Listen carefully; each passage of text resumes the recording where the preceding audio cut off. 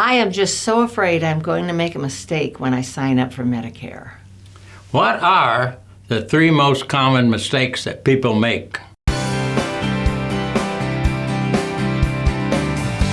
Great question.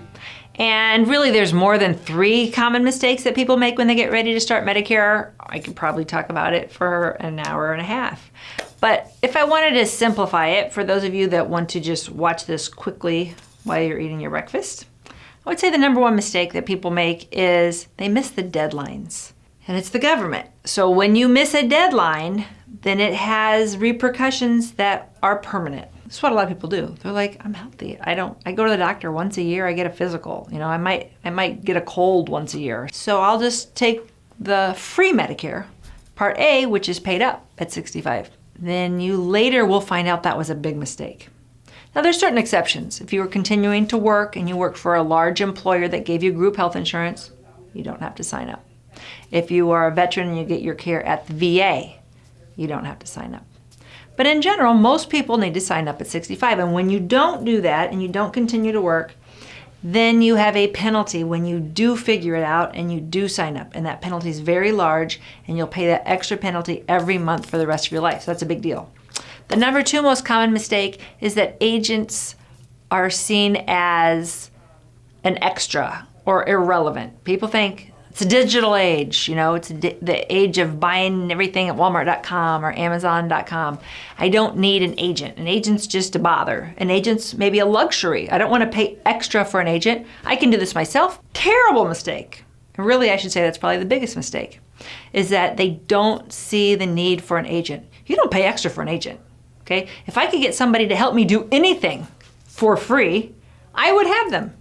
If I'm out there raking leaves and some guy came up and said, hey, could I help you rake leaves? I'd say, well, how much do I have to pay you? And if he said free, I'd be all over that. It's the same with an insurance agent.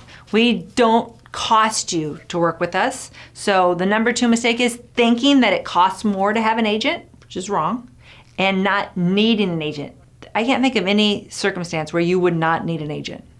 Now, you need the right type of agent, and that would be a licensed, certified, I don't want to say specialist because people throw that term around wrong, but I'd say somebody that concentrates their business in Medicare insurance.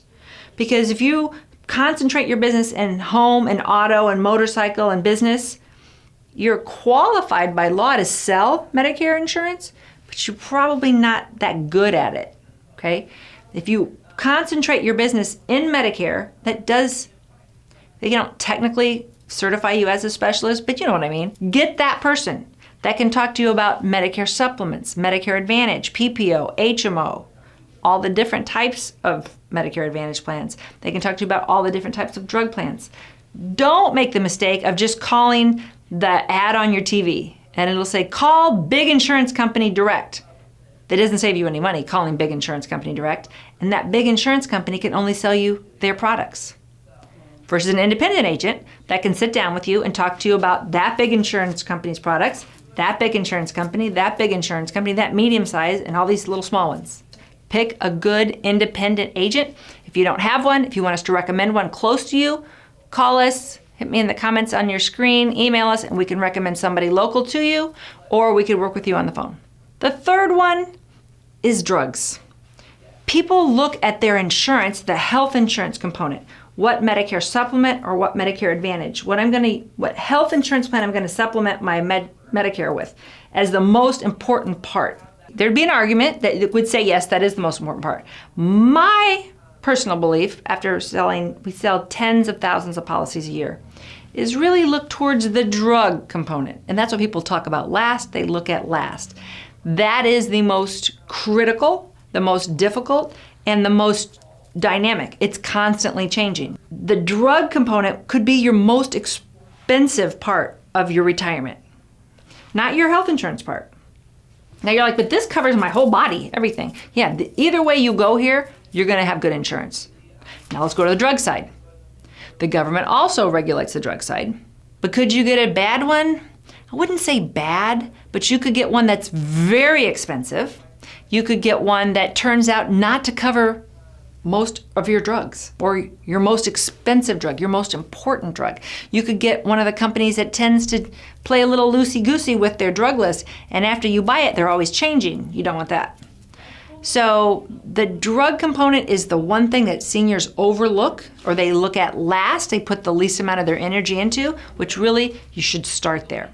So thank you for watching the Medicare Family. My family would love to help your family.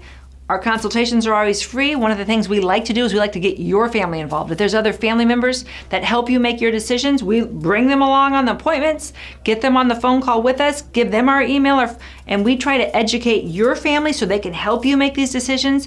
Or as you age, they know where you are in the process, so that if they're ever needed to help you later, they already know who we are, and we have a line of communications open. That's really unusual in the industry, and that's something we bring to you that we really feel strongly about. So thank you for watching our video. Tune in next week. We have a video every week.